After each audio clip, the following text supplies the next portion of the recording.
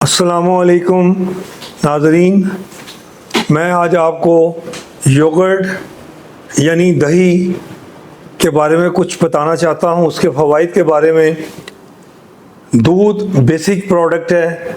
दूध यानी मिल्क से हम बैक्टीरिया की मदद से लैक्टोबैसिलस बल्गैरिकस बैक्टीरिया और स्ट्रेप्टोकोकस थर्मोफाइलस से उसकी फर्मेंटेशन से हम दही को वजूद में लेके आते हैं। दही जो है उसमें यही बैक्टीरिया नेचुरल फॉर्म में, एक्टिव फॉर्म में, कल्चर्ड फॉर्म में हमें मिलते हैं और ये प्रोबायोटिक्स का रोल प्ले करते हैं।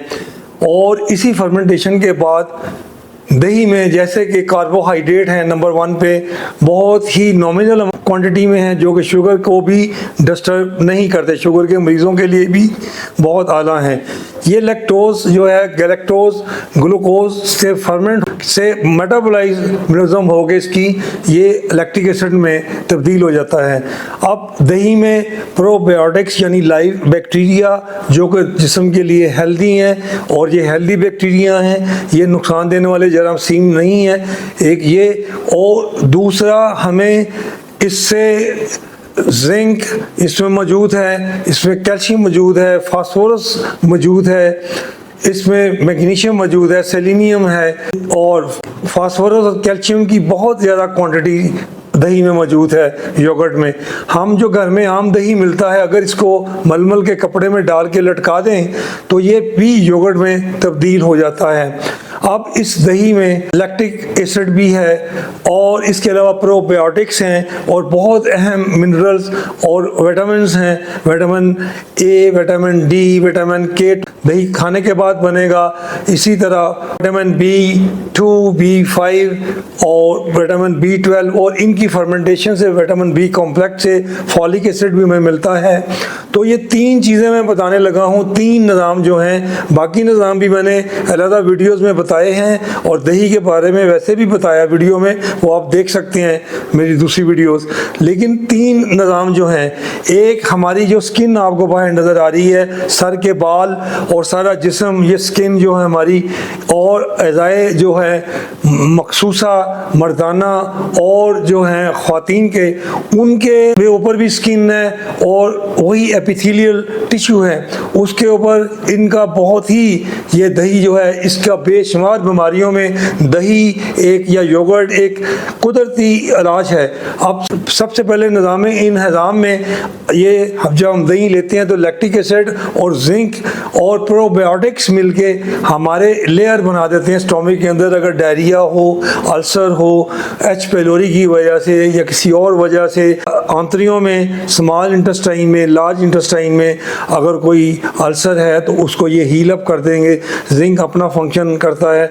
ज़्यादा डायरिया में ये वाटर लॉस, साल्ट लॉस जो बॉडी से एक खून की तरह होता है, उसको ये जिंक जो है वो रोकता है। जो म्यूकस मेम्ब्रेन यानी उसको भी हम एपिथेलियम कहते हैं, जो लाइनिंग अल्लाह पाक ने अंदर हमारे निज़ाम इंहज़ाम डाइजेस्टिव सिस्टम की बनाई है, वहाँ से ये रिसने नहीं देता साल्ट को जो बहुत अहम होते हैं, मिनरल्स, मादनियात और वाटर को, ताकि वो लूज ना हो सके, उनको बचाता है ये प्रोबायोटिक्स और जिंक मिलके और लैक्टिक एसिड।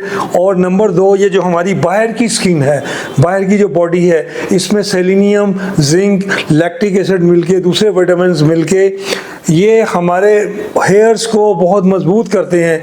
हेयर्स अगर गिर रहे हों, हमारे बाल गिर रहे हों, उनको बालों को गिरने से रोकते हैं, उनको बालों को घना करते हैं। हमारी स्किन के रिंकल्स, हमारी स्किन के अंदर क्रैक्स आ जाते हैं, डेड सेल्स आ जाते हैं, उनको ये जिंक, लैक्टिक एसिड और इसके अंदर जो बाकी मुफीद चीज़ें हैं, कैल्शियम, फास्फोरस, ये उनको रिमूव करते हैं और नई स्किन की रिजनरेशन होती है। फिर रौनक स्किन निकलती है। स्पॉट्स अगर धब्बे वगैरह चेहरे के ऊपर हों, उनको ये ख़त्म करती है, चेहरे को निखार दे देती है, रंग गोरा हो जाता है, सारी स्किन जो हमारी बेहतर हो जाती है।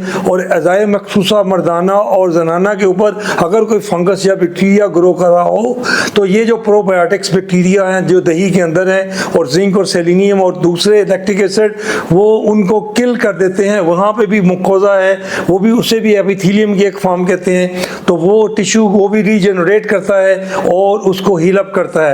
इसी तरह हमारा सांस का निज़ाम भी epithelium cells, squamous epithelium cells के लाइनिंग से ये पूरा सांस और फेफड़ों में जो निज़ाम नालियाँ हैं वो भी हैं, तो वहाँ पे भी ये प्रोबायोटिक की जो एक्टिविटी है, जिंक और सेलेनियम और बाकी साल्ट और विटामिन डी और बाकी चीज़ें मिलके हमारे निज़ाम जो है तनफ़्फ़ुस यानी सांस के निज़ाम को बहुत बेहतर करते हैं। अस्थमा का कोई मरीज़ हो, ब्रोंकाइटिस का कोई मरीज़ हो, फ्लू या नज़ला या ज़ुकाम या खांसी का, तो उनको प्राइम योगर्ट यानी योगर्ट लेना चाहिए जो ग्रीक योगर्ट स्टाइल में होगा। अगर आम दही है तो उसको मलमल के कपड़े में लटका दें तो उसके बाद वो भी दही में तब्दील हो जाएगा।